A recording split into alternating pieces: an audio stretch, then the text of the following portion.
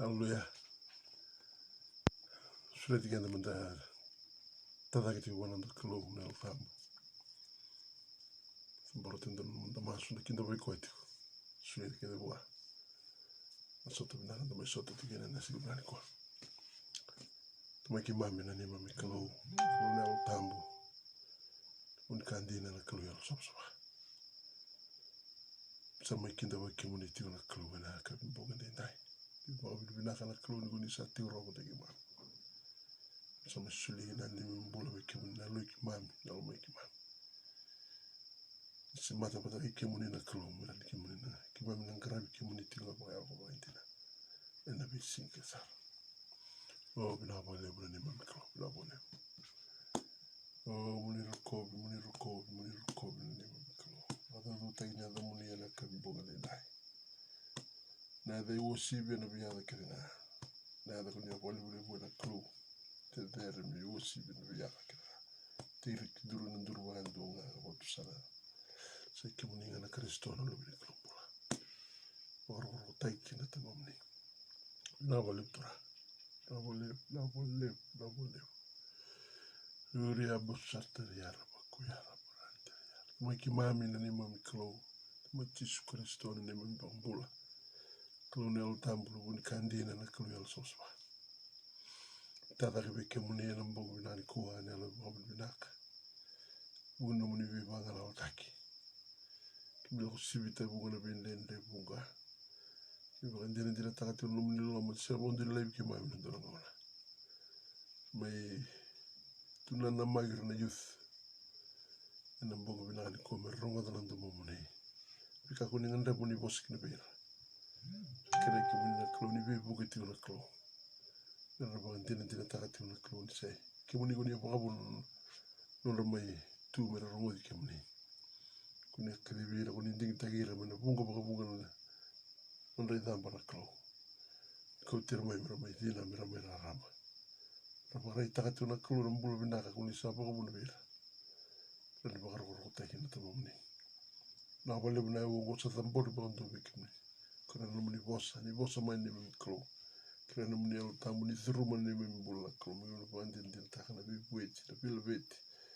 Vito taki linga muni kukau ena mbogo binani dai. Sura tiki muni na klo. Mina rai dai. Kena mbimbi. Ina muni vika debi, ina muni vending taki. Kima kitu kupata kamasu. Sega na tani. Dona lebe muni tisu kristo. Ima mituranga. Kaya wakamu ndina. Dodonga. Amen and amen. Hallelujah. Hallelujah. Praise the Lord. Wabini binati wana kalo na mbogu binani kuwa. Kizwagi tu mbongi. Nanoa ni mbongi na youth na mbogu binani kuwa. Marutaka meo ni raudu na waitabi wiki mni. Duna bikai marutaka tuna lutambu mirani. Kumumbote ni rani buki kensar. Mirani matata kini na bikenda. Nuna bikadi bika nuna binding taki. Uno ndo baka wal takatuna kadi bikenda kina klo. Uno ndo waro mbula. Nebunga ni mulu ndo redi kenda sombu. Ena klo raidiko kay matata tuwa kata wada kumbletiko. Sini bakadala kana mukadibi. Klo binakata bibara itakabi kuniyo. Kuara ni bisu takiko. Mwihada mundona dharubo na mwenelewa binaka. Bakaro taki na klo. Eno mbula. Osi merraida no midamba na ibala bilaka merna kaira ni bakaro taka. Ano da klo wali simnani kwa. Rabali msa kinda bagiko. Kinda bagiko ga tigmay na buliko.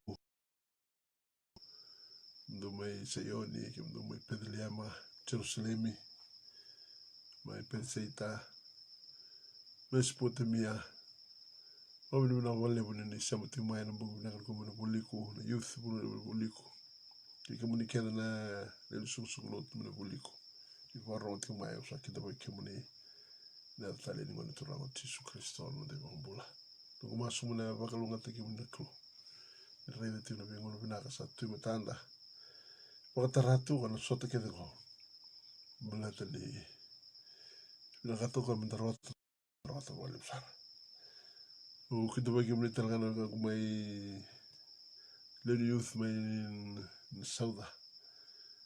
Tiyo muni tau talang kasi kero muni tau tali be base. Wala na wale muni nila ni barong tali timay na bungo bilan kuha. Nung masume na muni na rega raw na bika bibi moskino bi na clue. Tanda may soda TV na nisi bilan kuha. Na magitu me ando sota youth. Na bungo bika taray kenda. Ito ba bila wale mo sa ranin WC tigani. Mindara ni rega raw tila bika bakaro tato kwa. Bibalit kenda. Bibalit tangan ng dali mata wale. Kailan dangan dito na bising matak. Tulong na tatanda bika dangan debut. Iba bila nakatiyo ni sa tiyo. Ano sinubdali ko. Nawale mo na namdumbulo na youth may na sauda. May senay, may televo, may sumo ni tasiri. Siro na mosi nandonga sakit na magtadok. Natalin ko nito rango si Jesu Kristo. Ano kumasume na bakalungan tayo mo na klow. Numaro takati na soto binang bugin kuha. Nono tinga na klow na bakarorok. Tedera tinga na dana na nono bibio city mo. Enang bugin na kanilay. Sasabara sa kita may kimunita na youth na sasabara. May nalawa, may penueli. May orepi. Maswase bata vua utoka. Sana kita bakede. Sa ni kita bakede na tali ni ngano turang o Jesu Kristo. Sana kumasumi na kalunga tatigo na bingrabe, kalunga tatigo na mainstream youth. Na sasabara na biosebiti. Darani nindira takati ni sini padalkan nda kadibi mai. Da may lewen nando na ilolako. Kena mataniwaye makar sese. Nambulan ni also subahan da samay bangulu matakel titigina. Ena yote tini konongo. Kung masumune kalunga tatigo na namunimbula youth. Ena sasabara. Sudah talaga na revolver kadar tiyo malabi sa iyo. Kasi buru-buru so. Akin na bakit ako tiyo na youth may muscle. Nabalib na daw parang tiyo may. Nabalib na bulan ni tumay wena ni Brother Vilkesa. Matubal ni kasi Freddy. Tinaturo. Tinungan nilawa. Nabalib na daw siya matiyo may. Masuk na doon ready to na klungata. Sinbala kana belum bitigim doki na klu. Guru na bunu ay baru taken to gim doki na klu mo doon ready koya. Kapan din tay koya. Doon rota gin nambula na bunu sa baru ta gim do koya. Yan sirbilan ko. Ay Nuslandi. Doon ngas men Nuslandi num do di mata vale. Tena youth ke sona youth tu ke la sa mo na vale. Tena may bisa matitiyo ng bubulan kuha. Sa nung masuk na kalunga tatiyo na grabe may Nuslandi. Kalunga tiyo na matababale. Kaya na kamdor tiyo ni bibiti. Meron na wano tiyo bera na biba kalunga taki. Sa baka muna tiyo bigyan na kalunga na tambo na bubulan kuha. Sabi sa'y buru-buru tala so.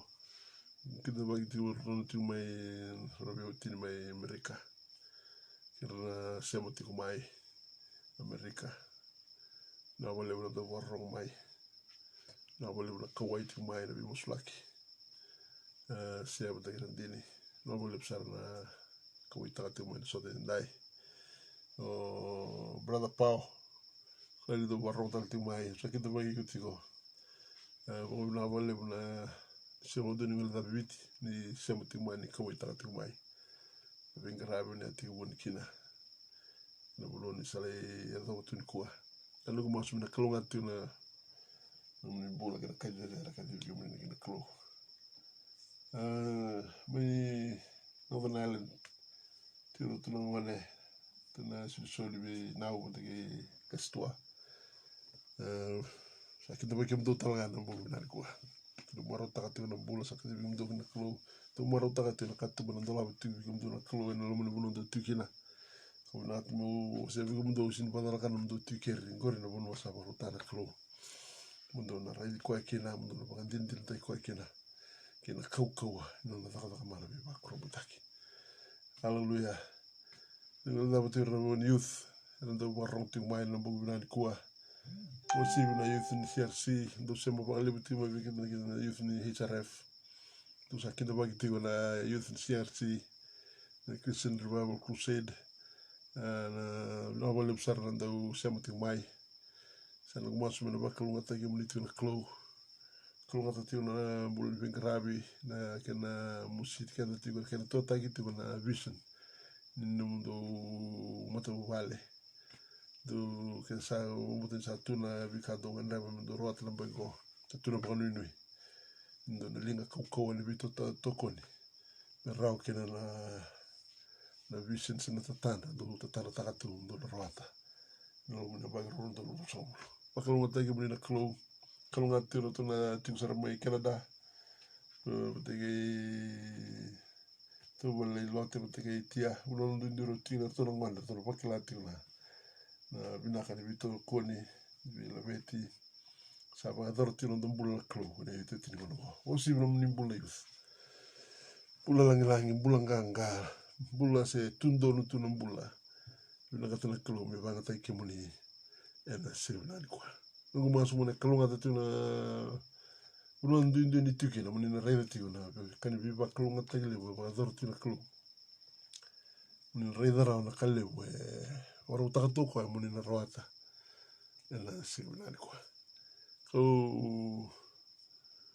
sama kita ba kita kini ba kita la sulo tu kita ba kita la kemuni ba roti mai ndi sa ba romando tu mai ko na bongi tu na youth o bombo tan na uno na ni mostra nga bi na klo en la rameno no bosa beteno no bosa rui de tito murambo levu na seni ba mo ta rawa sa tu na ta budi klo na bukikenda na rongoda na ngandil ta ka na rawa ta na mbale ni vikai bosi na vikendo kwa na mbogu na kwa na sa vale bro ba roti mai sintor mbolo vikendo na ngona ndana kun na bio situ nganda na yendo na ultanga ulatu pertania give your best to the Lord na no mubina kata udo kona no mbula tundo ngor mi solito do ko bwana ko tigo na buna ndana ka bio situ kila na mbogu na kwa na rende na buli taniala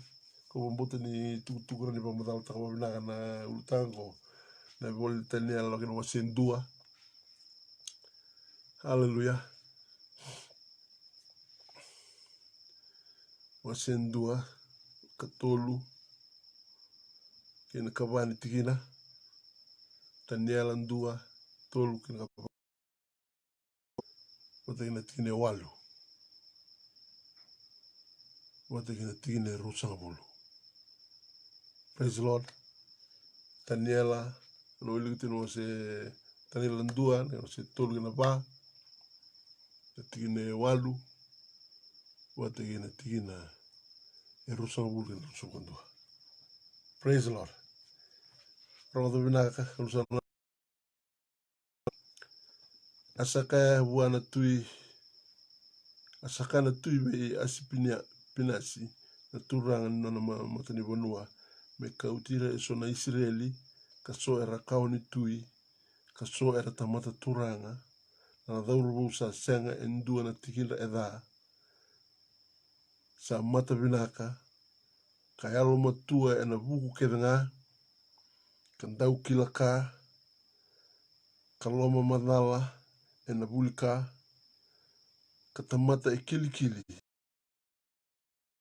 tui kamera vakabuli e na ibola ke na vosa ni kai kalatia. Praise the Lord. Tine walu tulu wana pasigulo asa lewa oti lo mana ko taniela mika koni bakandukundu kalita ikoya e na ivota ni kakana ni tui sena waini sanguluba asa kere ko koya wana turanga ni mata ni vanua mika koni bakandukundu kalita ikoya kina Praise the Lord. Tineru sanga bulu. Ia en kila buku ke denga kena kila ka sa tarongi ratou kena tui sa kunei ratou ni ratou sa buku baka tini daki. Veira ke denga nandau daga mana kena ndau wakarai mata ni loma langi era tiko enan nona mata ni tuto doko. Asa tiko ngā ko taniela kai dopana na imatai ni ambaki serus ni tui. Praise the Lord. Nandere talo vi wa tombika tiku me sona talo ena loma ni tuku volai tuku na ndona wakanda na tuku makau na history ni bula ni taniela non raka kaupo visu papiloni na Israeli. Matata vikenda ni talo rong lewu ni bula ni taniela roto na levango taniela mesake apeteniko seteregi tu na levango tu volai wakalewu na bula ni taniela me tu wakandina takatiko na ni rto ndingi taki rto mbombu lai papiloni na nona vosa kai tuna tu papiloni me ndingi taki mai so na tamata turanga so na tama kauni tui so na tamata fuku na kadeder na dau kilaka no lama madala roni rabaka bulidi tu vinaka tunan rabula sini dona kai laurai ni malea wasina tina ngonde mbulida ki tu bada tau doko tunan rabula kina mbali na tau doko na lo buku lo bulika na wakatule wa mbulida ki ngonda era raire vinaka na kai vinaka tana na tui papiloni mending tagi ani mera lei wakanga taki era mali tui mera pakubulidi mera kila na tovo na kena vala mera wakarau na kena kakana menra waini nandura vi wakarau taki mbaki tulu tia mesana kai teu rabanga taki na vingarabi era mali tui kena lolo ki nena kena lolo tuli oburu rabi batana na kai sanga vikenda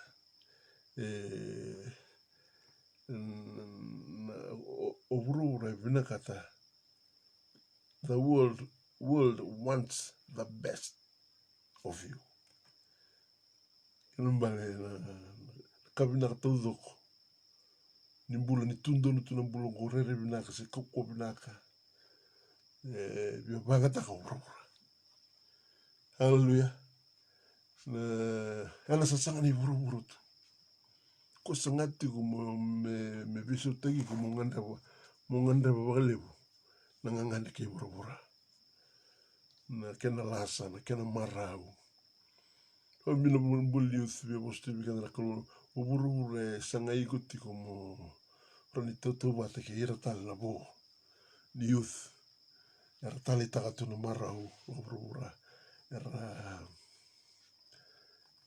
ngandikina era sulen rombula era saumun ra sauma mera lako mera tiukina na bunu ni marau ke uburu nela lo ke tu popiloni vinakata na kabina tau doko numbula pinon ya u bite tigo weekend niku na kabimbi au vinakata mutunu biku musuli no vinakata doko wala klo hallelujah kuni suli buru me bakata kiroto na levango taniela mesake tau duru ngone buli dagi vinaka bulu na tundun tumbula sanga buru me sulen me bangatanga nurtu binaka tau doko nurtu ngai ndingi taka rutu hallelujah me sulianga nurtu binaka wana nurtu kalu na weekend na kalu ngene si binani kwa to singani bia kuita kina ngangandrea sanga ni buru me kautir tu tani mai na bunu sa ambicir tu kina kalu dinir tu bombula dinir tu kau besu tundo la bonua kali bonta berto haleluya berto soli e bisa una tanto bisa una to vale berto lu tukina mai to kai besu mai to ngalala to mai Israel mai berto kai kome ba besu to so mai soli don vale bo sama soli da to bo. Praise the Lord. Kalau kakek na may makadurti berto na si binali ko. Sa may suli-suli makabubuli bo. Sa may sulit lang aso na kakala mo. Biso takapando sa rawa hurubur na ka nanuto bula. Ubabi na minakabirto ba nakalo.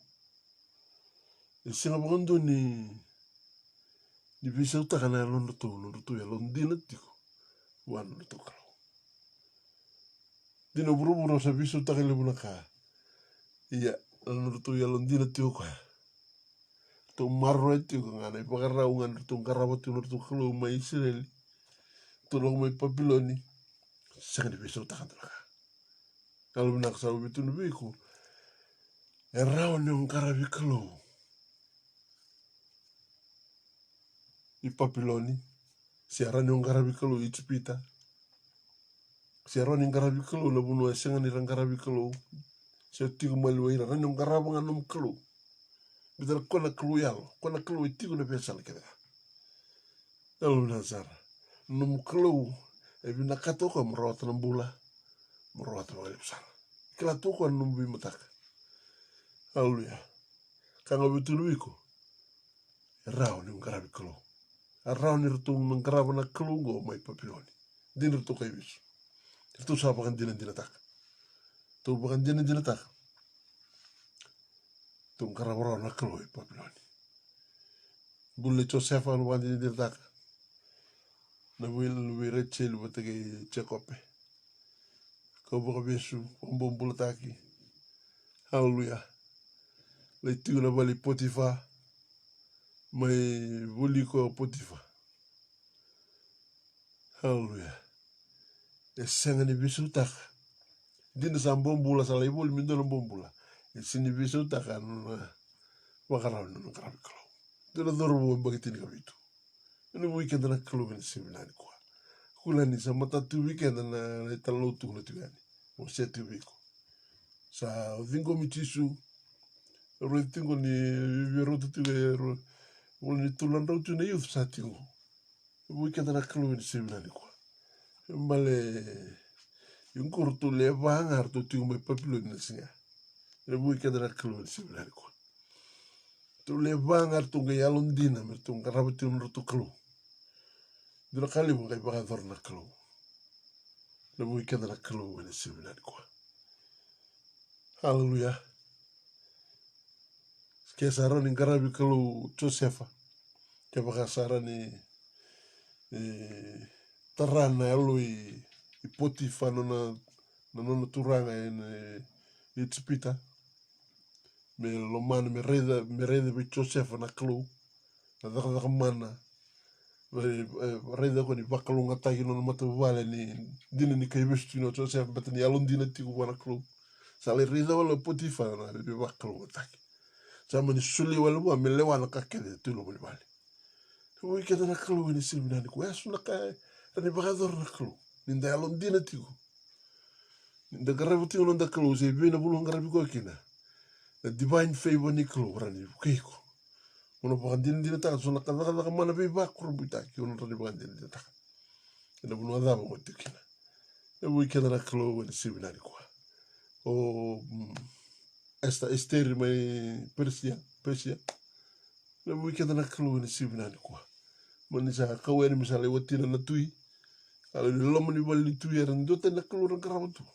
Ngaraba lolo masugi na me bisu taka na lewan na tui. Bisu takan dona dikri sa sulti me ba kombo ta kibo dona Israel. Ngai masu ngarawan na kalo lolo me bisu takan na lewa. Ana karne ta kabana klo dona ngone lewa. Dona dorbo. Joseph dona ngone lewa Esther. Bisu takan ba dona lewa dona matentu. Ana bukondo na kawa mer ba mbulai. Joseph le ba mbulai na kawa Israel. Ndau singalevu. Esteri bakumbulal. Na kawa Israeli merakuni baka umbotagi na lewani ya ni amani kwa lawa kita kama na bakombokotagi bandua na Israeli. Ka kwedengo igura ni dendo ni mbula ena lomu ni nomu matapuvale ena lomu ni nomu sukusukuli lotu ena lomu ni nomu koro lomu ni nomu kunua ni o yalon dina tiko mungkaraba tio na klo na yalon dina ena sebulani kwa klo ni bagata hiko sakauti gura oti umai iku sarongo de usa dingo mitisu ko sembete dingo mikoya gondo ngon sala mona dingo mikoya tan lakina beto korri bagata hiko sini bagata kan mbororo timaniku kalau biar banget lagi ko mona ndon ni mbulge no mata vale no no bono ni daka ya no mu koro no mu sana no mu ni mata ni tu banget kan klo no mbula mora ni tukuni kina la beti kina waro rota kina dana ena sirvina kwa haleluya ka kurea lo ngabiko ka kunyo complain na bono biti kina klo ni kwa na wikenda na klo Ortona levango dinner to kai besu bisa u kena ka kena beletir to sini complain to ngarabo tinga no to klo praise the lord ka kunyo dinel mamu no mutiko e matata tu wana klo na ka kena na leva haleluya dele sundo ligo vale tu bigen to se tu vale na terma eros buka diwa dikan dua ni so klana na no mani alongo na plan no ko plan ni so klana no mani alongo na kumundo no mundo vinaka kasingela kabu suleta nga bike mundo na inu vinaka na ngone muri ala ka vinaka tu naklo kambal yo tiwiker gurna bunon bitiu naklo praise the lord hallelujah yo sa tiwiker sa tiu no koribul ngori sa tiu na yo sa toso no mundo vito zaki do sala tiu no bonua no mutiu ngori naklo ngori na bono sa bitiu naklo Trata no lezione trata una tiu na bango na wakati ka burua tine tine kalima asa kauta na tamata na klo ka wakati kora na vergo iteni me vereda ka wakata hallelujah kauta na tamata na klo wakati kora God placed Adam hallelujah kauti kua na vergo iteni tendo no era ngalim bitu kwa kina ngai sulia bua na inaki no na biuka purpose na biu dawa me vereda wakatawana work it take care of it sa kauta na tamata na kalo wakati kora na vergo iteni reda matoa seng ni wakatala kanu mbiu na puno tuyo na kora kakuni komplinta kakuni na leilai hallelujah kanga modakama kama na pusi ni kalo Taka. Seregi go binaka. Stir up. Let's go. Fanning the flame. Tambutungo. Hallelujah. Ngona kamu na kama. Epalata. Fens in man lito. Fen na iriba. Hallelujah. Stir up the gifts. Praise the Lord. Kimbali epalata na numbula. Nakata kiko. Praise the Lord. Dona kabia bakari takatu na kalubiko. Ke baka ona tiwa malu ko sini kawitaka. Mo takawin dona kana no mutingo na suli alo tabusa suli tibikendo kwa. Ke baka ona sini abalata ni sanga talangan ran yo. Reda na kalio na kal bimbi ni kal. Kali biyo na kalo yo baka ta hikuti. Mo ndenda ni multa la no mi damba ni sini na kwa. Praise the Lord. Ko binakata mo tuna biko. Ke baka oza Kau reda ni ndende. Praise the Lord. Numutigo rambota na kalawin bitu keri ngai sulebi ko na kemina sintuno ko mo buli tordaga mo le zakapa mo rawat mengu mo rawat sen tuno ko ya wereda watawana praise the Lord na ngau no zakapa ko binaka kake de na ngai ko to bi ko na ko no tolaira ro kina na kalau bitara kalau na zakaka na tolaira ro ko ba sini tolaira ro na sini hallelujah. Binaka to mo me baka binakata ng rubio kan kina klo. Mudaka ba na kaya analamana na kaya binakata ko. Praise the Lord. Ko ngende mbandi tayi ko ni seminari ko. Lemu na pamandala lemu na tukutuku kaya sangan seregi ko binaka. Sini kota mai na kanundun mitigo na tabu ni kalo kina bosa. En sangat tangan raw ni rata na kaya binakata ko. En tata sung bi ko na nende ni lako. Yeni o bakata ro ko binaka. O kwa na dola butibi na katu botodo. Se venga na puno tigina. Tigo viti tigo balangi. Se na kota no vimelo idaba na bonita kata bada butigina. Aku tuntu vikento. Raonga ni ngarabu na klo I papiloni. Raonga ni ngarabu na klo I itpita. Raonga ni ngarabu na klo no bunada butigina. Raonga ni ngarabu kwa. Betoko ya e klo yalo. Ayalo na klo. Ko sa lutu ba endel mer lutu ba yalo. Kama hindi na. Onang kay lutu ba no sa seregi ko binak. Fakama ko to live na kan sindon mitigo. Ngai bakatawa na tiyo ni bigo na tabu ni kalo ko bosa. Rongo ro na bule bigo na bulo baklo. Onang gara ni ngaraba kina na klo. Igo sila ni ngaraba na klo na yango. Betul na yango ko sini kila na klo. Betul ko alam mai pura-pura. Igo ngara ni ngaraba na klo. Ni ro sa matal na lo mamu kina lomo. Ro alang mai buana klo. Ro goro kila na ngaraba na klo. Kena bal na bul ni bisireki. Sang lebe rambi na bul ni ala sa. Ona ni ngaraba kina na klo kaya lo ko indina. Ena seminari kwa. Hallelujah. Kang ora ni takabe ngono sa buno dabo tiukina kera wana klo. Mebu keiko. Sinadava mo dakaba. Dona kami na katan dona sa kasi kera wa. Kwa nang kay bakari takabe ko. Ena seminari kwa. Numuti sa biti na klo keri. Nga suli God place you and give you a purpose. Praise the Lord. Sa tuna na kia. Sa baro takapati tu wana kina provision. Ano bi baro takidere. Na wero itini. Tarwi ko na kakena nga. Pakabunga ndo na kau. Tulo mani wer. Na kau kilai kina kada kina kabilaka. Kunta kuntara. Na kun kania. Ngunan ram na kanikin ro mati makanyira. Pwede kaya na kaluwen si binani ko na provision sa baro takitu. Vida na kina with wire tu ndo robot na wero itini.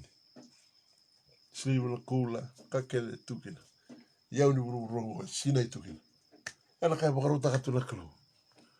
Soli tu weekend, yela ngon sala mo rani rawata kina.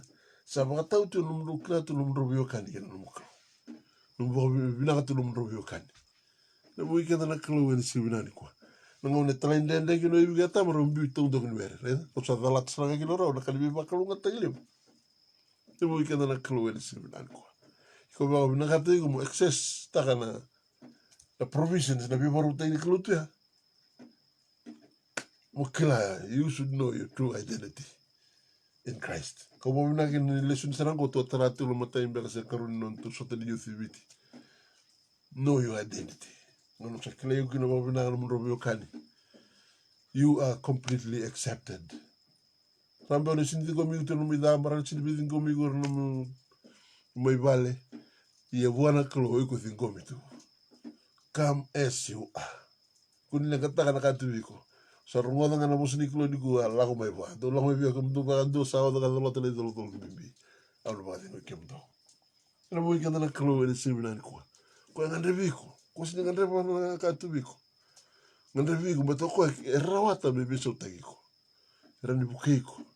Ene seminari kuha. Katuka de la provision.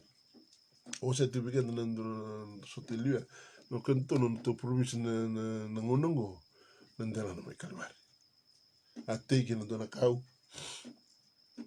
hallelujah sanga mi sulki na bigo na ngalawa mo ko lustelo may lo maniwere usa may non natal na kalo ni sigina ni kuha ni usa non na kalo ke nambal na kakede tu wan matu bale baklo sa sulti lang abiko na sigina ni kuha sa taputa gino ko ya sauti kakede mo karabi kino iko mo bakalunga ta kino mo mbula kino iko mo rota na mbula tau mo sang karabi tau do ko manendala na kalwa na weekend na kalwa na seminari ko ya na bunu sa baru ta itu weekend iko bata ya ni ko dam nendar bo mbota na daka sampai daka barau be ko batike una klo ina dalan me kalvari mbula kina mafakalu ngata kina murata ngana burtabutu murata kina no el nundun na klo o Jesu Kristo di bomboti na mate dalan me kalvari haleluya mate dalan me kalvari no bombota ina ngi sigo na klo tui kambete buana klo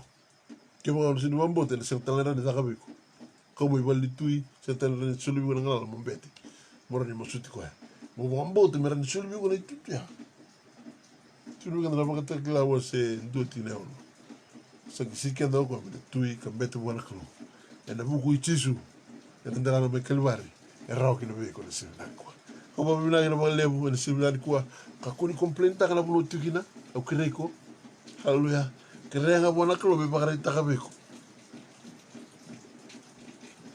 matata bi ko na inaki no mbiu o redo mo botawana seregi ko binaka kerena o tablikolo kerena no bosa como be ko tisu na bulo baklo na bulo dal so so me bulo be ko de kila no mo robio kari na klo no iko completely accepted o iko na kasa ule mo buana klo na ke mo isa una lubni klo mo gate ko mate ko mo radio wulle so yo ana ke mo isa na mo ike na klo ni sibnani ko they were totally forgiven fingo migo tu na klo ele vosoti ko na kena vete na ke don to ko si ko ita kana mulmul mutuki ele ngona mutu identity in Christ ko ngai fingo migo tu ko ngai ni tigo ko biko ko rawata na kakena tu no wiga na os rawata na kakena na bu Kristo ko sa ba ko te kya ele mo identity sa ti ko tisu na kakena tu sagati ko na rawa betul ko era wate beko ko sabi bandi te ko na youth na tan tundon tunong bulogor me soli ka na bina ka todo ko tu me soli wala ko soli burubura no weekend na klo no ba wangangara tu buru reida por tu ga sana bangan duan biso takana tu bale biso takana tu biso lebo no biso takana ka tu tu sa ka kira to na kitunga dal binasa tu tine walu asa lewa oti elo mana ko taniela me ka kua ni bakan tukun tukal tai ko ya ena i bota ni kakana ni tui sena waini sanguloba sa lewa oti elo na sin lewa oti lang kai tulu bonga tina kini dengira haleluya asa kere ko e bona turanga ni mata ni bonu me ka ko ni bakan tukun tukal tai ko kina sa lewa sangwala ni lewa e kere e bosa no mui ke na klu ni sunan ko so sale wa odi tu ngai ngalu botunga bosa na ga da gito ri ke te mo ka ko ni ngalu bosa ti no mu ran ko ni ko ta ta bota na bosa ya ba du sa sa lu ndina ga lu ndur ko boko da no do ibal mo ka ka bosa so bate kim do na ka ke na sindo roma tin tu bi ganda sa bon dina ta ta me bunelo sa bon do ni kina sa va tu sa na ngusuna membo la kina no mumbula ke no matsa ba tau tuna ka botsa no bui ke na klo ni sibna ni kwa ka sanga le bu ga nganga te ku ni kwa ka ku ni ngalu tu no ko ya tu no tani ko na tani le wa te tani ala me ka ku ni ba tu ka tu ko sanga ni ado ka ra ko le kere saranga tu no wa dai poso buana no ka le bu ke ta ka na klo tu no bo tine viwa ia na klo sa bango le na lo na turanga ni matere bulu me vina ka di taniela kamelo mani kwasara ia na ka na klo ke ona ngalu tiko na intention na ka ngalu vina ka to ka mata tu bana klo no mungangande no motive na ina ki no ka mata tu bana klo ko ngandra mati ko mombulo me pa ro tai tu na klo me ku ba kan tu ka tai ku na vali klo ko o kona bibu ke tiku biku pita kada bikenda na Filipai wase ndu tigine ono ni sa bukan tina tsar kasa mai tiga muna na kalo na zaka bina ka biau ena baka adora tiko me adora sar le sume na tura o Jesu Kristo ke mal ka te uno ko na sanga te me zaka bina sar mera ni zaka bina ka na bolo ko sa ka dibi mani ko mo rongo dongo Ko tega muno ko ya. Ko talaga na taka tu beko. Moro ni lismo tisu no marota. Nio marota nio do voi boto ko na bono sa marota ko ya. Mino mo na sivinari ko. Na voi ka na klo na sivinari. Kuningalu positivo. Kere tu na klo. Kere ye positivo ko no liu. Positivo ko tu sam. Tu kunani na ki sa ka kuni bunita ka ndo ka. So da urere na tu na alu na sar kunere ba ndo ka. Lisan sa tu na ki vila ka na klo mutu kuna. Kalungu se ba ndo ti la klo kau ko rawata be ko ka tu ndo ba ka. Abu ala mo da. Abu ala mo bosa. Ko ngara ko mo bulito na dake. Ngara ko mo roata na kabi kallebu. Ya bosa tiko. Haleluya. Ke ngalu tu nga na kay taka lu tu no ngalu ngala tu ba kasama ko na raran gito no ba na no ba kasama. Raran gito tebor. Ko tu bikin na lu ba titinga. Sere ko mina ko nda ba na na ko mal sere kana matam. Sere ko mo ba na nanu. Pero ni tumbu no ba mbota. Ena sibra ni ko. No sa ba mbota. Thabuta na ka ba mbota. No sa thabuta na ka ba mbota na al tabni ko na tota ka no bosa. Bete na ka ba mbota ni sibra ni ko. Ko na taka sa me bakanga na no bosa. Ko me bakande te igu ni ko. Le mo na ka na ngada no ni ngada tna dorbo na youth. Lo bina sara. Matai mo na ni ka. Haleluya, tu bakande te igu do. Chale wa o ti lo mana ko tani al me ka ko ni bakande ko ka te ko ya. Sianga ni da mga ya. Ker sara. Bosa sara ko. Yani sa bosa tuna. Sangkai na kalau sangkai tarana lu ko na turango. Melo mani taniala ba le usar. Era mo ikenda na kalau ni sibe. Ana karni na kama na kalau betana ya lo todo ko non na kalau. Usuni kila na tabor ba gatiko. Ya sabatu na inagi na kau binagata. Bosa betana kalau na kay darak. Mirani tarana ya lo ko inulal num boso na ali num tasi num na lo idinga. Ko rara ba gatiko mutu ko bandolu gina. Ni sabatu yung karabat yun na kalo bagayalo bagay dinaw sinibya dumas sinibya lomo binakatagi burubura lomo binakataka na kalo bata na kalo nga na to tagiko na kalo nga tunubigan na sami rusulo wa anicho ba burubura kina beka kela nga sinekina a bebo no keira talanga ratiki kesa non na kalo sayang nga na tolay rara na kawtu nga me bakana kay binakatoko Kima ugu sa sinno musa nona tio na klu. Sayanga minda na rakoba, minda talero rawa. Ena sila binari kuwa. Haleluya. Na klu binakata me visuta hiko.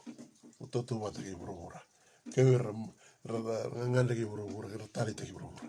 Yo bituro biwa na klu kwarani visuta hiko. Mo toto wata ki kuwa.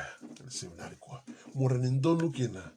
Na kai tuku na mosaki na kalo na tuku bimbin dondu e tatamuto paula e na romo se walu tiki ne rusul buka diwa ni zambuli kenda oko ya meta tautu bata kena lubela e na mui kenda na kalo e ni sivina ni kwa iko mbuli mai umu tautu bata ki chishu haleluya me ulu matua ki na oko e vei ira na levuka e na mui kenda na kalo e ni sivina ni kwa e na kai bimbin dondu usuni kila unga bia todo bata iko tu ki burubura ni ko buli ko mana kalau mo to bata iko mo udui ko to ia to bulan tama to me udui ka to kai to bata iko to le mo ika na kalau e se bina ko so sa kawita ko ita ka tu kina na tingu no go bina to bio se be ko do ro ko ngone le se bo ro tu mai haleluya na kalau rene bukeko me mo ko ni bata to bata ki burubura mo transform kun conform mo transform praise the Lord Romo se tini karo tini dua kena rua so baka mos mi mdo na biyo kani na buku nolom baka buku ni klo suli ana ngomdo me manda ni mbola me sam saba me no mdo isoro baka yalo e weekend na klo tini rutu mo do ka kuli baka tau botani ke mdo bata ke burura do not be conformed to the world se luma tau botani mdo bata ke rasa baka burura do matalia tanga be transformed hallelujah Matalia ta ngani sa baka bui na lumdo. Do klara no lomo ni klo sayanga. Kabinaka. Kandon sara. Sino nakatoka mo patuto ki burura. Bina katoka mo biso tayo. Baka matalia ta iko. Mo klara no lomo ni klo sayanga. kabinaka kandosa. Praise the Lord. Ana kabinaka toka medamiko. Hallelujah. Kuni sulitu no mubinaka iburubura. Suli no mubinaka buona klu. Bertana klu e nono burubura. Kona kakele no mubinaka ta kwe ngando ko igumurota na mbura. Kurota malipsa. Yere temor tunu na tioni tindi. Sasin la kolang manenda butaka mibutako. Kalau kami meraburabu. Memorsa. Namu weekend na klu ni sibinani kwa. Burubura la temor. Ko ya tuge burubura. Ko sanga mibutako diko. Wakwa yuko na kandun min sin kandun min buto ka dalay bukan na weekend na kru buto ka dalay bukan deng buto ka dalay mo ano na kwa rabu farusa sangat yo ka murusa yo tisu lang mo ka meron bula ye meron lipsa yung bala yung sabat ya usah diktak tisu usah diktak na rusa usah diktak na buru mete ko do yo na musi na raw na luma na weekend na klu na sibinani ko Ako binaki na wale untung mi biusi takatingo. Tanya la patakir tu lalawa. O sawa sewa tu weekend tu ortu bombula. Sama sulun tu na wale bou. Sama sul berto na yada bou. Sama tiga bou tu lokal na matan sa binakati merto buli na suna kabou. Na robos na kay kalatia suna buli merto da kabal buli ni pingkarabi na wale tu papiloni. Na weekend na kalo ni sibi na kuwa. Sabi nakati minto talaga kanabo mi sul berto. Biar tu siang apa kan tu itu begina.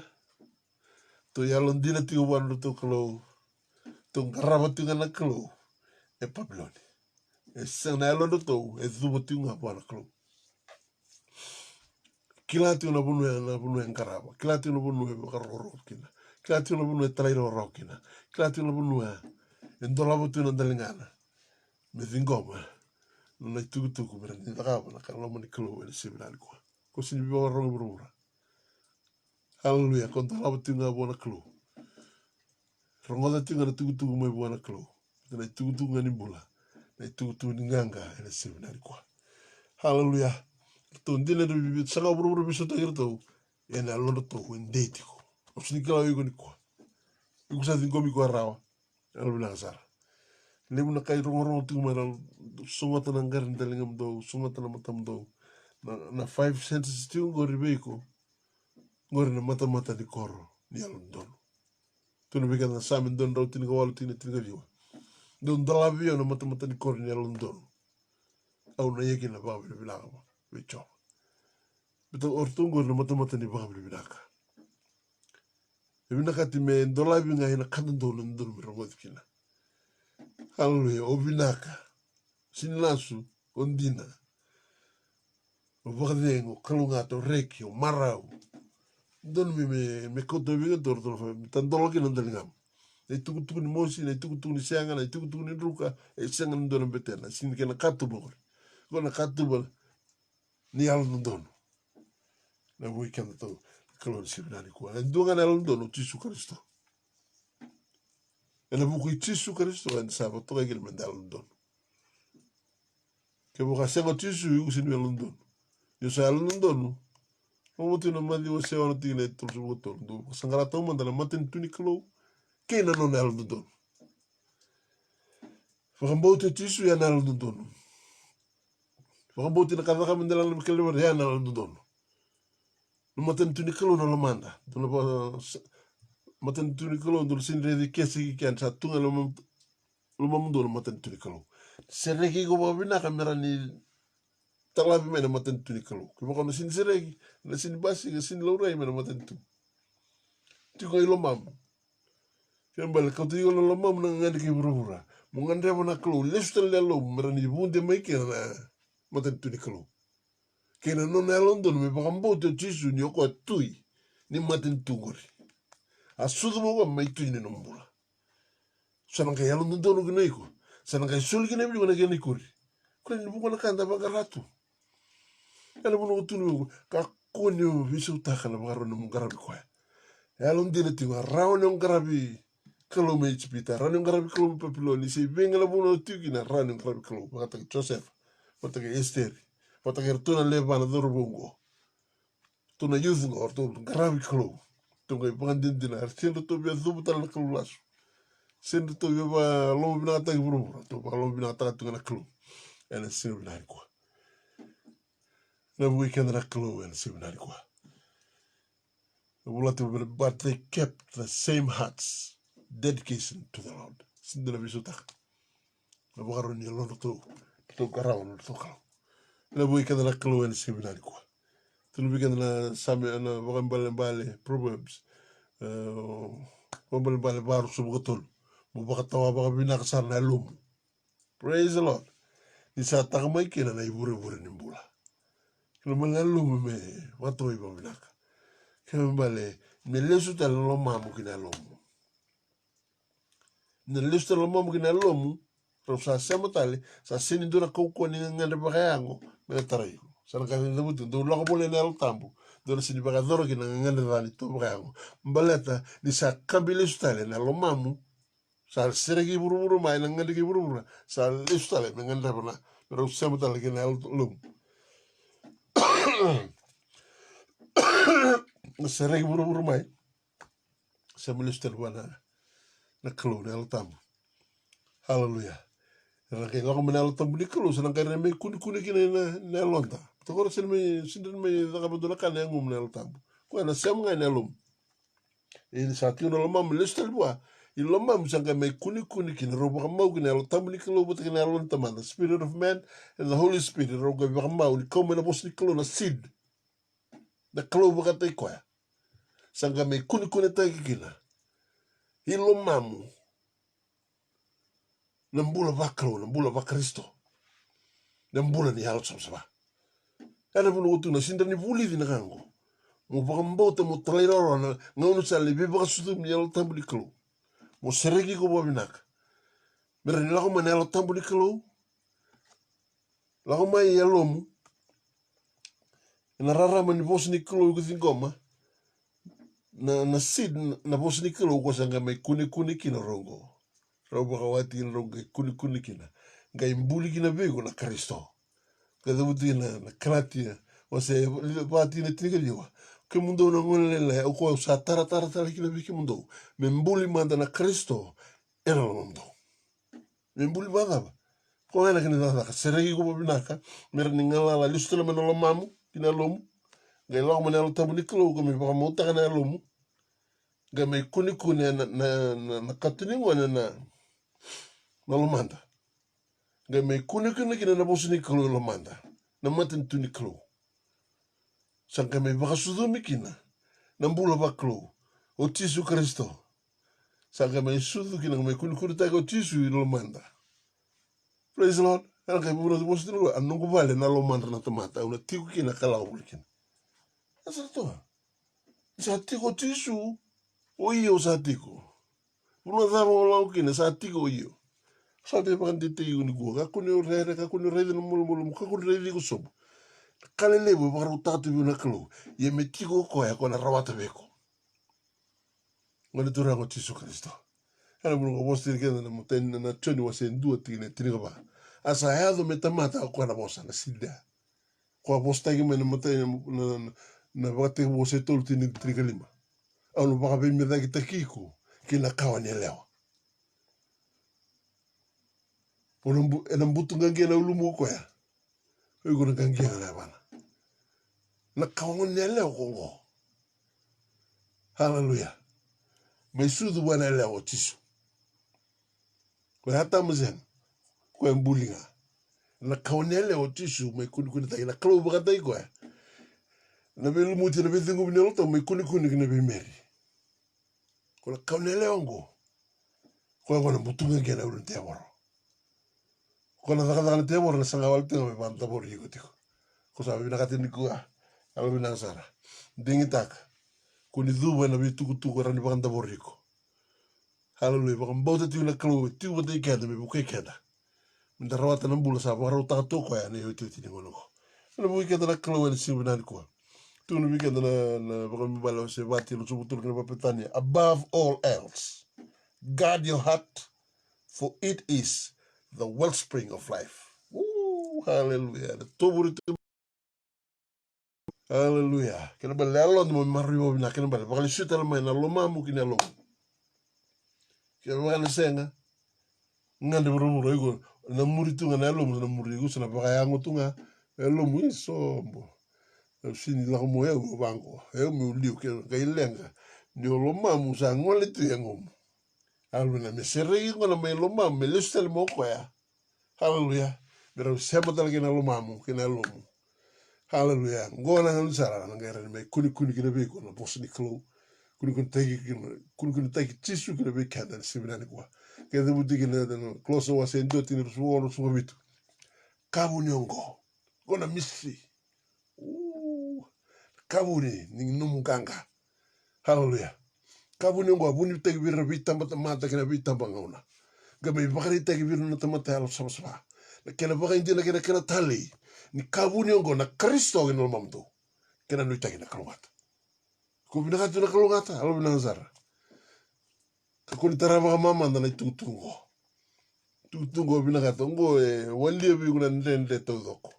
Kona pandemic na dava ya tu migo usini da buto bandu tu beto klatu ni sini anga be tisu no kakya. O de bu tisu tu beto tisu no marro era que lo cancel todo. Cosa vi pa algo ngata iko. Close tungo men gravi ko me bukeko. Morro atrambula na seminari ko. Hallelujah. Cosa vi bandita iko na klo. Era ni tota hiko se vina bonongo tiukina. Tu ne tine dio. Tu na posigo yena close a vangole ana lon na turanga ni matini bonua. Me vina katitani yala kamel mani kwesar. Hallelujah. Se venga na bono tiko ko ni vangole ana yalo idenga mera ni buke ko tota hiko. Melo maniko min dolaba vigo na katumba. Ena kaira ni takaba na klo ko sabi bandite yigo ni ko. Ena bono muka ko ni compromise ta gina na kaji tu vigo na kaya ado tu sam. Kakuni lubata na isala sa suliviko. Kakuni bakali na crown. Alo binasara. Yuko sa suliviko le salimbula. Sa to suliviko le salimbula. Yuko sa wili bakalubena. You are heirs of the kingdom. Ni bakambauti chisu. No sa talera rao. Indo kanira rao ni bunga nangono ndala tibu ndo bakalutu malebitu le sala. Ninda sa mai leva, ninda sa bia basu kusuka, ninda sa bia gati, ninda sa bia BCCB, sa tubi kandana pride. Ngam salanga sa lutu lebi le sala. Halo binasara ka kuni bakali anu musala bakaturanga. Marro tiunga. Kelembalen karabi ko tiunga. Me kuni o yuko nga me rakila tala ngara tiunga sa me yuko karaba tiunga dona kalu imbula kau. Na sindra ni dhubo ki na be kalutani. Na dhubo tiunga bua na be ngona kesara. Ne bu ikanda na kalu ene siu binani kwa. Me tu nabi ko na kalu ra ni bukeiko. Na sulubi ko totaki ko na be bonu sin nama kau ko mo totaki na. Balati no zakaba tiunga lomana. Ni so zakaba na lomana ko na kaya bagador tala na lomana. Na bu ikanda na kalu ene siu binani kwa. Kemudian baru tu mayal binasar. Dula kabu nu sampai dabu tu weekend ni ku ko ando singa tu nikila al binasar. Na mbimbi ni mbula ni visareki. Mbaleta hona me kau me kina weekend na mbula ba Kristo. Pero tisu sala goti. Sa runo tolo ba na bang sali subeta mana.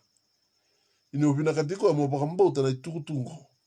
Ni ala tambu ni kalo kena ala mosni kalo rosa bimbuli mena ba katebu. Orona mbuli tisu telebeko. Ni sa tiko tisu sa ba ro teko tisu. Hallelujah. Ena sindra ni ena whakaroro taki o tisu en duanga era ni whakaroro taka. Ne alo tampu ngani kalo. Tina na tini o se tini kaona tini wa. Tula wakona posini kalo. Ena whakaroro taki hau koe. Ngona posini tisu. Kama dalo taka tiu kone alo tampu. Kaya tuna gino koe. Alo tampu ngani kalo koe na whakaroro taki hau. Sanga talindu e buru karani baka dhabu ya taki tisu ke. Sini baka buna buana alo tampu ni kalo. Tadi pita. Muda mai sisire Filipai. Tuno mo tisu bira tisi peli. Era kau rongo ni au cheninda bui pepteiso. Sio chera mai sio ilaitia. Yo kamu tau desar mateo.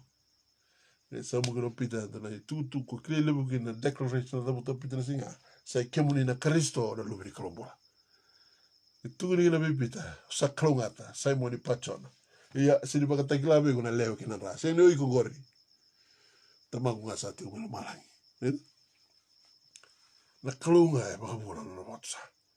Ko sa kambi bigi na Sindani da wutisu ndarani da wutisu ngambeling sunda sini kandi na kila tu na kalau kila bako bina katu na mu da butiko andina so da butiko altu ngambeling sum na mu ikada na kalau ni seminari kwa sabi na kata ni matata bikanda kimdo na youth ni seminari kwa na quality na mu kali bana yada ko kambi bisara kali ko me bunya lomu so kali ko altu ngambeling sum na mu ikada na kalau ni seminari kali ko ni bomboti ko andina ni ko na tui ni ko na turang no mbula ni ko na muy buru ko na muy ndonro o ko na uzi wa ni mbula ko na tagamay wana i buru ni mbula so kadibi ko no nuitay ko ya magarabit tunga bwa sanga bangan do ni sanga ro ngadiko ko ya waragi ko tu na sibina ni ko upsini kila na da bolo ko duro matu obinakata metunu be khore rani bukei ko rani to tagiko sei venga na buno tiukina dio vakadora tilo mana dio sunite no binaka bwa give your best to the Lord hallelujah no ngauna no mbula no vosa no zakabo kede na ka kede zakabo tigo sindi mela beti no iko mela beti na bule mendo no sote bo bule mendo no isulu bo terozo bo au zakabo tigo me marro ikina na bali klogo me bakalengelengi kina klo no kumbula sin zakabo tu no ne o wa fensi kina ba ko ba se me ngai kada na klo chibnan kuwa ka kede zakabo me rokobi tu kina klo mo so bina ta kina klo ena be bono to da to da kina me bo kada na klo ena sibnan kuwa ndare tu na to vital loti kona turanga sulubuana ngala me wata wani to tingo singni revi italia lo ko sini via bamusia na ului kona wata ni bel bis na kondo ni bingra bigo kona kakelenga tukuno ko ya ela ko tunga ni ba kerker lo bui kena klo ni sino bada bala to ko kilatigo na tuku ti la terra na ya proso ka diwa tilikando ni saklana no mri alongo na kumdo na no mdo bina ka senga kami sunete la bikimdo na indu bina na ngone muri lombale ko kilati se tigo me papiloni se tigo me venga se tigo bel bebesu se tigo bel tui se venga la buno tikina e tigo ke na lo moni plan ni klo o sa bina ka de butu na beko na klo e kilatu tigo na itu boko e tigo na pleno ko en baletiko mo kalungata mo bulo binaka mo pakalungata ki mo ndendere pakalungata ki mo rota talaga na bulo tamundo ena seminari ko e bagata ngakina o Josefa tarana lo i Potifa na klo non vale kwa buliko me le bombulo kina tarana lo e wikenda na klo ni seminari ko singni ya bola bukan tuh kilo tenialam betul kila tuh ko ala karena tak kabuna klo ena no bulan seminari ko kalau bilang sara me matata tibi na bos ni klo me matata tibi na klo matata tibi na same rusa buka ba ani chobo ko bura ke na ka ngai tukina a veivo lua ke ir talangar tukina me matata tibi ke da bakam bota na tu ya ke bala tukina na ngangal ni klo na ka ke yang bala tikanda na bui ke na seminari ko ka ngal ke basikan na dende kalau bilang sulit bukan turang Suliban mbula kamu waklan sa tao sa sendra sa tulanga kalau sangka itu daga ni sa ni ko sa tao to sa tigo iko pero sin daga la klo ena hui ka la klo bal la klo ko e biang karabiko le go biang karabiko tinga botiko ko na kala inga tubi go no mi no karabiko ra kena ina kale una klo go na kai butu dia utu ina klo buru go na kai tu go mer karabiko no hui ka la klo ena seminari ko kalau bilang Zara. So apa kila sa tao tigo. Sa via como ni bigo na tungo na seminari ko. Hallelujah. Sulia boto tolo sara buana klo. Ka kota ni ga ituranga usa kilan sa sinrao. Usa sinrao turang. Sa sangati uma sa sinrao. O bombo tinyo kemuni na rauta yao. So suli kemuni. No mutu na alta muni klo. Ko na ga idagdag ngoko ani ko sa sinidagdag ko. Ko sa biang karabiko. E mo kita na klo ni seminari ko. Hallelujah. May talendendo na tama. Buti mo roiten. Hallelujah. E weekend na kalo na seminari ko. Sa makadengu tu nakalo leo tu kabitu singa. Hallelujah. Ko sarangan nakango. Sa sulbiro na itamiro to kawa. Yeni ruga tala inende. Sa sulis tala bona kalo mengkarabikata. Hallelujah. Pero ambuli me mero rota na mero mbula tau mundo. Mero kuni mate. Yeni ruga tala inende so ke surata kina na mate. Yeni tala inende ya. Sa vakabule me tuda ka me kina kalo no bakadengu. Mera nkarabikata tu me adol manisiko. Ebo ikada na kalo ensino. E tu tigo no igo sinda nkarabiko bataiko. Sinda ni mbulon dondo igo bakataiko. You need Christ. You need Jesus. Ngandabi kada na bosa, ngandabi kada na koko na elo tabli kalo. Enda nangara ni lako rao kina. Era ni ngaraba rao kina dakadaka. Ibina kata na kalo me. Kau sa krei ko na baka sa bakla tao na buno sankina. Sa tasong may kaya sa tasong may buno ni dakadaka. Sa ndende na muro di tabo tagina. Sa ndende na kaya sa ngati ko buru-buru mbalatiko. Alo binang sara. Saranda. Isturanga sa sinikla. Sa talento lang on sa laro ni klara o merao kina. Au sa sulia wando me kemni. I surrender all. Kakuata ni lomurota ka. Kalau sa wari iko. Kalau iko. Suli iko todo ko buona klo ene seminari ko. No mo tiko ko tingo na plan mbaletiko. Ana bun no ronga tu nei tutu. Ana bun no ko tiko tu mena klo. Sini matata tu buana no mo bi mata ko sa le suoti. Wonde wala mo tu no biko. Ala bina sar. Mo matata biko na bun ni mai basi na ndende ba mo tin da sin da kabutu na kandon minda reda minda patawan. Minda baka sama ta ikenda minda koto minda bosli klo gena alta bli klo weekend. Membuli tisu weekend. Beto tisu nga na duba kere kina weekend na kato ba kere tata songor na tandola nga be tisu. Yo sa maro tisu elo na sara. Kakete usanga. So faromo se youth se kase se randini se rangin bula dabo se vilu taki ba rangin vilu taki dabo vilu taki tukina. Se leto ni lotu se na klo era du keiko na ka saranga usini ba mbota ni rao. Sa dende te musangati usa sin rao. Karato iko. Demo bangara tiko. Praise the Lord. Niko na klo rinda labi ko tata song tu men na daga bulu ko na sa baka dengo itu na daga ya na klo ko ara sule beko. Ya na ka rinda ka na klo.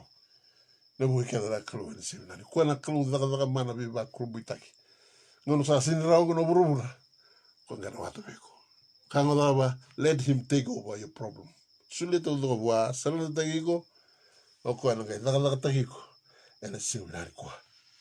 Nangona bina kina lombo te ko ando kani ba bina kina lombo ba lombo bina kata ko ya. Roda bina le tutu ko. Ngono sa ba marota kina muklo. Na linga na kau talanga. Sana tubaro me totakiko. Me bukeiko, me buetiko, me dola babi ko na bikato me so ko nganda mo lakini ko. So me ba longa kata iko. Se dabna kanta mata no me dam bletiko dorbo ko ngone lewa. Koni biso taka na bakaron mong karabi ko.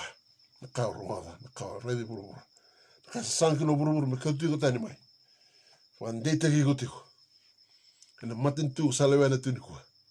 Seng nendo ya bola tirau na kena klo buka wanga do do. Blata keringa na bunu adabo nglau kina. Ko ran ndo la beko, ko ran bakalo mataki ko. Ko ran stabi ko ni simnari ko. Aso me boso ba ndo mo le butin ni ko ni simnari ko. Hallelujah. Binakato na kaluboy gundo na taniala. Praise the Lord. Singani mandua asale wao ti alon ko taniala mika kuli bakan tutukan teko. Ena balik tu. Taka mando na resolution no mutkebu ni ko lawani. Ono singani bakatara.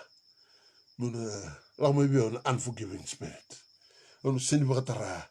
Muna tigo bio na alon do kayao. Ena boy kada na kalo. Itu yo na lu bisibi na lu bubu ono sini bakatara mi bukan dokon dokal tak no ngumbula ena bika sini bina kata na kalo mi ngumbula tak na mo ikanda na kalo tak apa kena tu na kan sini bina ko kera mani toba ta ke de rongo ono toba to aga tisu haleluya di satigo bigo tisu ke dana biding di la bilinga you have the majority hallelujah. The fail ke doira, Italia libu na wili era sing roata. tigo be tigo jisu o ko no na lewa e tigo be na divine favor na favor le klondo unfair praise the lord pero ko lewa nga o de mi tota y va ka lomo bina ta iko ya ke kana ni na linga ni klo war tota iko tali arande kaseti ko tugo e kul le ka hallelujah but na klo you are standing alone with Christ. Kembali no sa bulo bata iko ya sa tigo bata iko ya sa nom tu ranga ti silbina ni ko na linga ka ko ni klo no tota iko ti no bengo na sa na bu ke na klo ni silbina ni ko hallelujah vandi taka na inaki no mukalevi vandi taki ukina ka kuni lomo rotaka wareda seregiko wakatawarati ko tu na lota muli klo na bos ni klo na ka bo ka na ka kele tal ke na bo automatic nga mai betin sa mbule bi ko tisu o ira kele ka tu sa wat na dubo to nga be tisu don la bete mo burubura au na kai baka yara rata ka mai na ro kele o sini kila na ka bo sangati na ka nga mata tabia udoro mo no ne lo ni ko maro tisu no na inaki bagande taka kunde na ka bisu taka na inaki no buliko hallelujah mo sereki o ka sabata no mamu hallelujah betin sa sabana na holiness sa rao na holiness sa ngai rao na revival le dhaka la kru hallelujah sa rao na revival o ku sa ngai ra ni fellowship ana ave ni longa tulong holiness revival fellowship kusa tabia fellowship tu na ka anda rongoda da sin bakila sa dhaka be kuna kru agor na mbula mo na kai fellowship kina no na kai yosei no na kai bota berembul tanga kina rongoda ni sibna ko na bu ga da kru ana sibna ko ako na kun la ko tani bandita yutu na nagi no mbuli hallelujah mo di ko ya mo to bota ko ya na bu ka na kru ana sibna ko ngai bandita yutu na usini bina kata mitunga biao au bina kata me kila no tamangu me kila o tua kangu tavingu ber kila na lungu mata bubale ber kila roti wa bulu tiao na leni soko soko me matata ber me ka kuni ngaluba me no bakatu sate na dede na lagi di bulo baklu au sa selia u kene buku keno na bombula me kuno na dauri bekrabi hallelujah kalau kuni ngaluba waraitaka tania la sini bia tulo ngabua o ko la ngali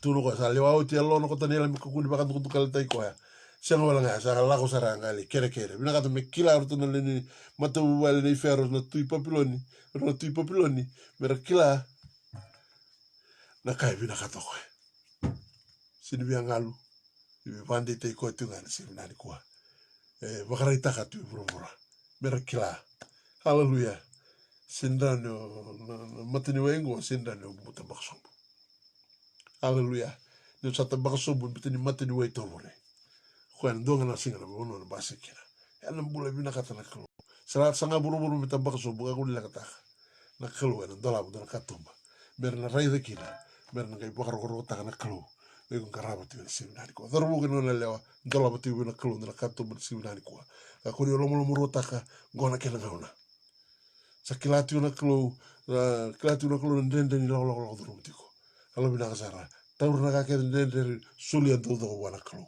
turanga au sa sangama sa sindao digo sa sulia todo be kemuni ngono sa sindao genoiku sa ngai da ko na bu ke da klo en simnani ko ka sa rani sa ga butunga ya ko stand by to se tu awara gi butunga ngono sa tao genoiku sa ngai da ko na katoko me mono pagandiri ndira taka o iku nyo ko rawata bigo la kakeda he is able se dava na kana ka on tomata ko rawata bigo me pagambula iko rawata me serengiko rawata me ndala na katumba ngangani tiuni ko ran ko tume bigo kani bi bakalu ataki me na katoko me no mo na simnani ko me na buika na klo na simnani ko usama imbala mo ko duranga ko maro te ke na youth maro te ke na baro te mai ungandre mo rei ko na vikali waro ta to ko be ko simnani ko hallelujah ka kuni ba hallelujah ko simbere sule no mbula albina ke ni ko na kena ngona na non da mbula ngande bi no tsu ngande me tu ranga no mbula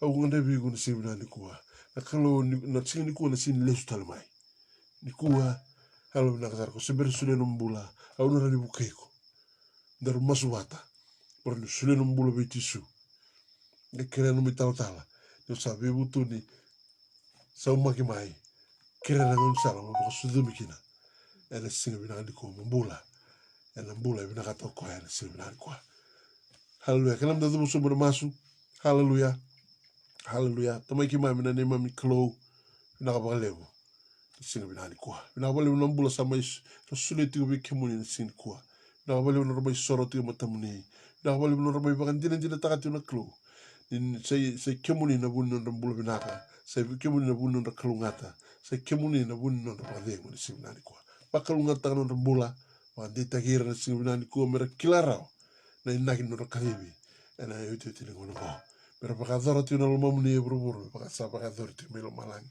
waktu dita gira na kalau sereka ndo pakaro ni rai ndo pakana nanu wa dita gira mera pakamboto ti na kalau ndo bosko rasa merungo ti ni kwa di bosko ni sanding tak berauti ki mami braka ena singa binani ko pakalunga tangan bola pakalunga tangan bi singa indola batal tu berto na ber na kat dola kat tu man singa mataka ber na bi kilai kina ke muni ber rungo talan tu muni ningai pakalunga tangan bi tal satu na mataki mami indone te una indola ngono binaka sa pakal di pakaro takat na mataki mami ne itu tinengon ko pakadere derei oso binaka tangi tu na muni ena singa dendai tu mo masu na muni chisu na ne mami turanga kai mo bolendina indonga.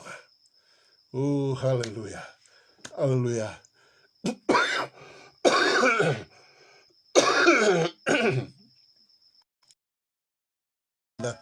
Kanda. Haleluya. Nana magtal tu mana tina bi mani tina klon sini mataka. Nanga dotal tu nando biosei. Di kono sule numbulo wana kalo. Ala tayiwa na kalo na tigo wata keiko. Me bu keiko. Mo rawata sarangana nagi num kanibi num madara no tutuku. Ena mbogo binani kwa.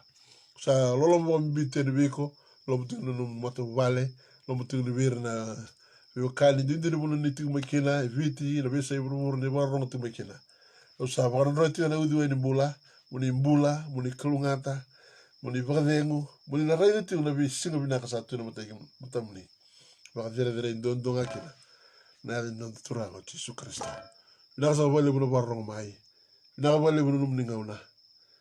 Haleluya. Anu gumas muni no bakalunga taki. Do tal na singa binaka, do na singa tali bigan na singa mataka. Ndara ni alo binaka da baka binaka taka. Da baka roko taka tu no klo. Ena bibu kuni alo tabu ni klo sa ti wa te kata na singa binaka. Numuni tu no baka dengu. Numuni tu no baka lunga taki ni klo tumanda. Ena singa binaka. Haleluya.